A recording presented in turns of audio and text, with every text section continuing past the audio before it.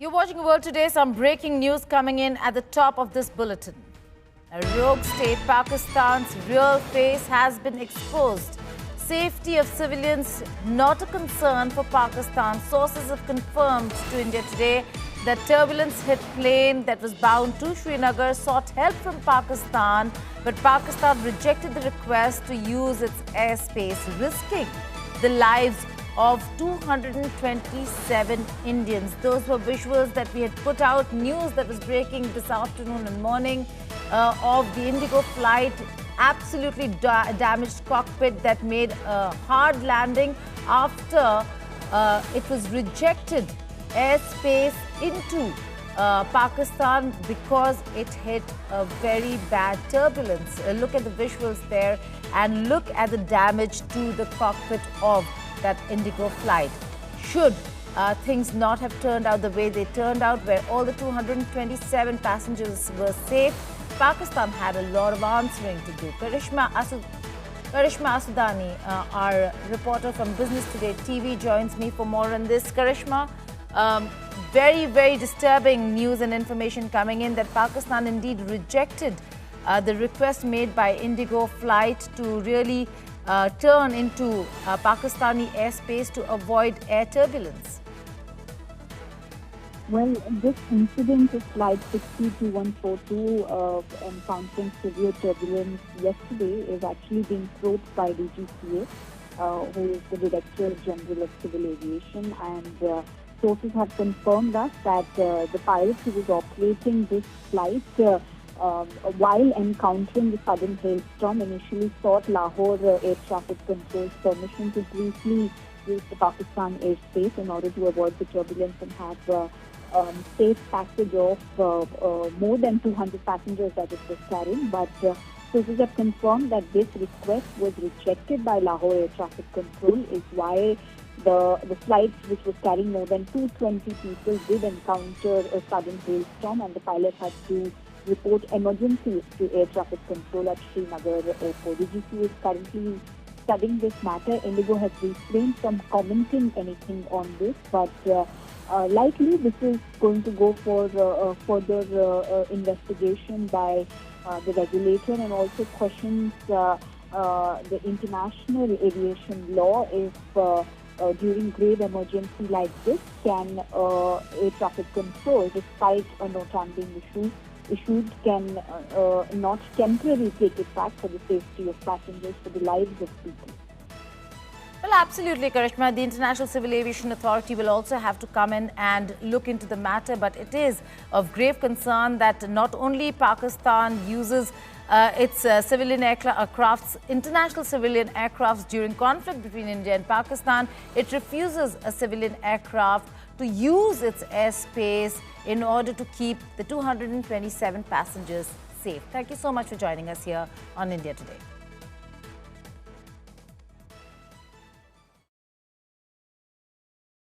Now, a chilling attack outside the Jewish Museum in Washington, D.C. has left 2 Israeli embassy staff members dead.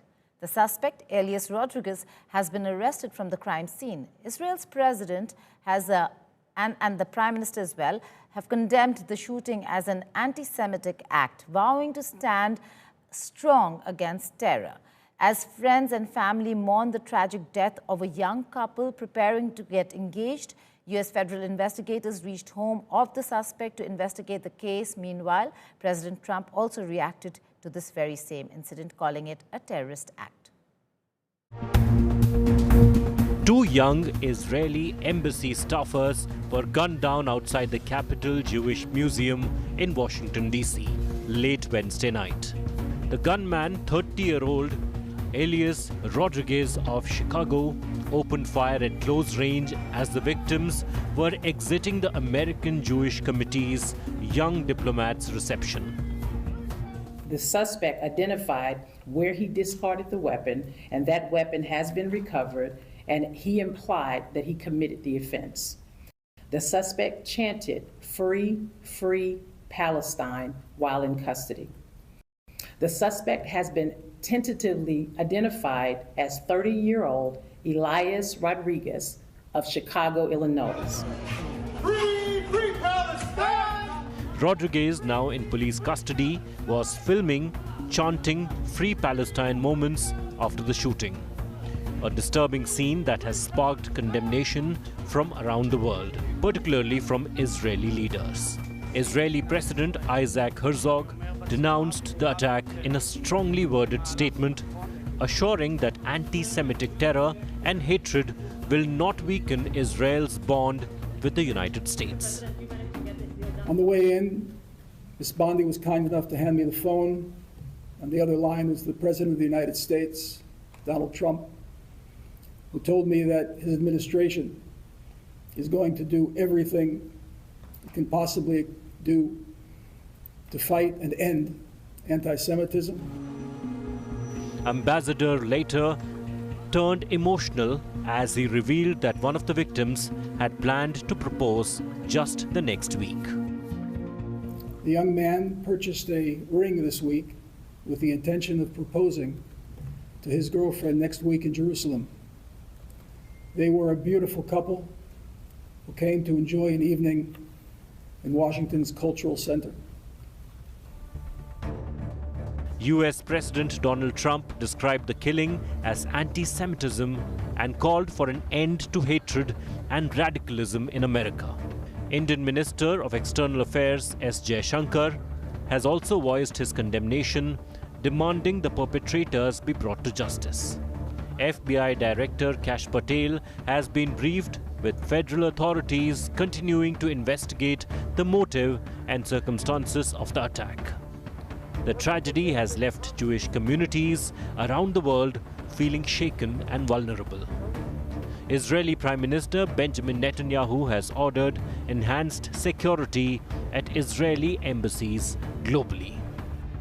Here in the national capital where I'm standing, right next to the Israel embassy, the security is on the toes like always. Either it be the internal security of the embassy of Israel in India, in national capital, or of the other agencies and Delhi police. Because of this particular instance, the security is on high alert out here, and every movement of the passerbys are also being tracked right now. This tragic event underscores the need for vigilance in the face of threats of anti-Semitic violence. With Amit Bharadwaj, Bureau Report, India Today.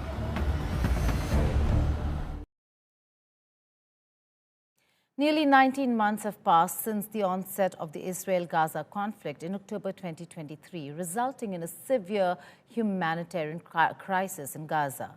With Israeli forces increasing their military offensive in the region and the ongoing blockade, the situation in Gaza has turned catastrophic, with widespread starvation, acute malnutrition, and a near-total collapse of essential services. On the 19th of May, after a blockade of nearly 11 weeks, Israeli authorities temporarily allowed the delivery of limited aid into Gaza amid a surge in military operations. The UN described the entry of few trucks as merely a drop in the ocean, stressing the urgency of increased aid into the region to address the scale of the crisis. The UN claims it has almost 8,900 trucks ready to supply aid if Israel allows it. Famine poses a critical threat to the entire population of Gaza, which is approximately 2.1 million in number. Alarmingly, about 470,000 or 22% of them are in catastrophe category facing starvation. Over 1 million people are, or 54%, are in emergency stage.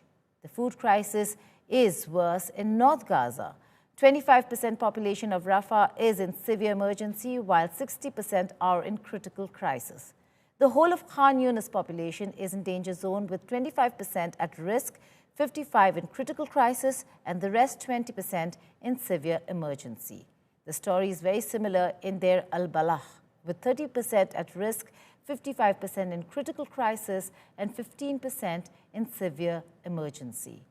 So is Gaza City. 50% of its population is in critical crisis, and the rest 50% is equally divided between in risk of starvation or severe emergency. The number of population in critical crisis goes up to 60% in North Gaza, while 30% is in severe emergency, and the rest 10% is in stressed risk zone. Now, earlier I spoke with the ambassador of Palestine to India, Ambassador Abdullah Muhammad Abu Shawish. He spoke about the situation in Gaza. He's a refugee from Gaza. His family is there. And the issue of starvation that's widespread in Gaza and what the reports across the world are now saying. So tell us, what's the situation on the ground? How is the Palestinian administration battling this one out? Thank you so much indeed for having me today. Allow me at the very beginning to start by, again, paying the attributed and the necessary condolence to all the Indian people who lost part of their loved ones, sons during the last month, 1 month ago, nearly 1 month ago. Those people whom we, as a human being, we lost them, not only their families, we as a human being, we lost them. They should not be died, they should not be killed for nothing, but again, because some radicals, some people whom intended, likewise, how did we facing as a Palestinian people, want to kill the people based on their religion or their ethnicity. The same exact issue that we are facing as a Palestinian and long time ago, so that we feel that we might be the only ones worldwide to feel this pain. The man who threw the ash of his son in the river is directly entrenched. This video, this issue that I saw it personally is directly entrenched in my heart. And I know that this man, unfortunately, this pain will not leave him forever. We know that, we exercise that, so that this is very important to start with. Second, to say that I'm representing Ramallah. No, I'm representing the Palestinian people. 60% of the Palestinians living in the diaspora, due to the Nakba that we was endured 77 years ago, because of the establishment of a state of Israel in our homeland. My family, my late father was born in our original village, Berga, and he expelled, he ethnically cleansed from Berga. Likewise, 950,000 Palestinians whom expelled became a refugee. Not many people know that Gaza houses about 953 refugees, those who had to leave their hometowns once they were expelled, or like the ambassador said, ethnically cleansed out of their own homeland and had to go find refuge, seek refuge in Gaza. So Gaza not only holds or houses Gazans, but also 950,000 refugees, Palestinian refugees from other parts of Israel that are now under Israeli occupation. No, Gaza is hosting more than 900. 75% of Gazan people now is a refugee. The vast majority. And your entire family is there? My entire family, my Abu Shawish living family, in shanties and tents? The vast majority of them, yes. Their homes have your home, your father's house. My father's homes, where did I grow, where did I born, was completely destroyed. Even with it, while it is empty, and my father was passed away a long time ago. Ambassador, there are two very important issues over here. One is the issue of hunger and starvation that you're seeing a lot of kids now are on the brink of. My family, not my kid, my family is going starving every night. They did not, and I can assure you, I can show you some of these messages. They used to eat half a meal each day. It's not only the children, everyone in Gaza is going starving. We lost many children right now because we did not have anything to feed them. Starvation is there. Starvation is a fact. Since 72 days, Israel did not allow any gram of wheat to enter Gaza. Just yesterday, they allowed 90 trucks to enter, and the day before, 10 trucks. While the United States, the United Nations, emphasizing that we are in a very urgent need to 600 trucks per day. They allow only, per day, 600 trucks. They allow only 95 trucks yesterday and 10 trucks 2 days ago. Starvation is there. Starvation is fact. And unfortunately, we did not have even the ability to show the pictures, the videos for the people whom is starving. I'm talking about my family. I'm not telling you something imaginary issue. My family, my Abu Shawish family is starving. One of India's 7 high-level all-party parliamentary delegations have met top Japanese leaders in Tokyo on Thursday as part of global outreach campaign post-Operation Sindoor. The delegation led by Sanjay Kumar Jha included BJP MPs Aparajita Sarangi and Brijlal, Trinamool Congress MP Abhishek Banerjee, CPIM Rajya Sabha member John Brittas and senior Congress leader Salman Khurshid. Japan had expressed solidarity with India's concerns and condemned the recent Pahalgam terror attack, stressing that the perpetrators must be brought to justice. Japan voiced strong support for India's response. The delegation also met with former Japanese Prime Minister Yoshihide Suga. While Sanjay Kumar Jha's delegation covers East and Southeast Asia, other groups led by MP Shrikant Shinde and DMK leader Kanimori are engaging with the Middle East or West Asia, Africa, and Europe. Now, earlier I spoke with Ananth Sharma, senior Congress leader, who is also a part of one of the delegations. There are many visiting 33 countries between 21st May and the 5th of June. Congress leader Ananth Sharma is part of a group with a consensus candidate from the Congress. BJP is also other parties accepting of him. He's been designated to visit Egypt, Qatar, Ethiopia and South Africa. Listen into what he had to say on how he's going to expose Pakistan, a man who was part of the Ministry of External Affairs when 26/11 Mumbai terror attacks took place.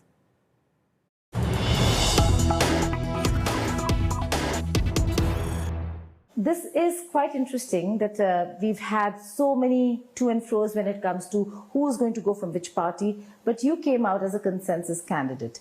One, the decision to be a part of a multi-party delegation, and what is it that you aim to achieve? You see, the decision is, of course, that of the government in finality, but it was the Congress leadership, both Rahul Gandhi and Congress President Kharge, who had given the names, as has been the standard established practice and norm. And I thank them. I thank also the government. Happy that there is a meeting of minds. We are not going to be, in today's situation, distracted even for a moment where we are going, and it is for what purpose we are going. That is important. Therefore, the composition of the delegations, when you said that all party, there have been initiatives in the past, but not on such a large scale. The leaders of the opposition have been roped in by the government in the past, by successive prime ministers, from Indira Gandhi, Rajiv Gandhi, Narasimha Rao, even Dr. Manmohan Singh. There were occasions. What India needs in this present crisis is a robust, bipartisan consensus, which was demonstrated very strongly when India was targeted, the Pahalgam terror attack, and India's response.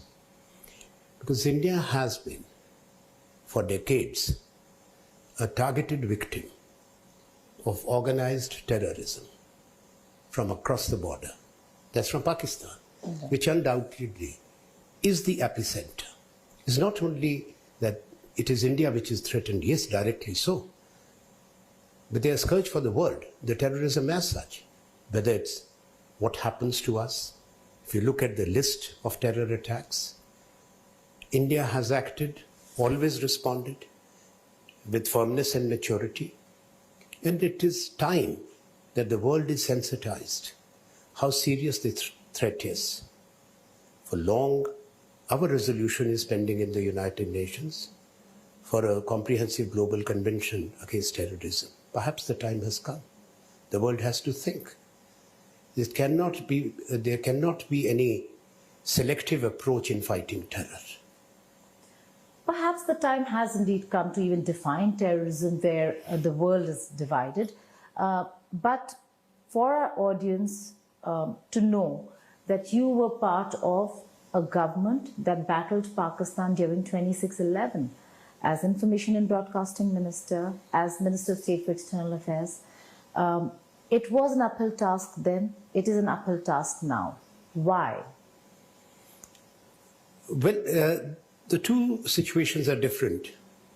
That terror attack went on for a while, and citizens of other countries of the world were killed. Therefore, the media, the televisions of the world took it to the world capitals. Naturally, there was an outrage in our country, but a global outrage too. Here, they chose Pahalgam. This was a different attack because for the first time before the world, for us it was not the first time because Chitty Singh Pura had happened when the Sikhs were massacred. That's true. So here they singled out Indian citizens, innocent people who were holidaying there, young couples, but based on religion and killed in cold blood. And that the world must know. India has still been restrained, I will say, in its response.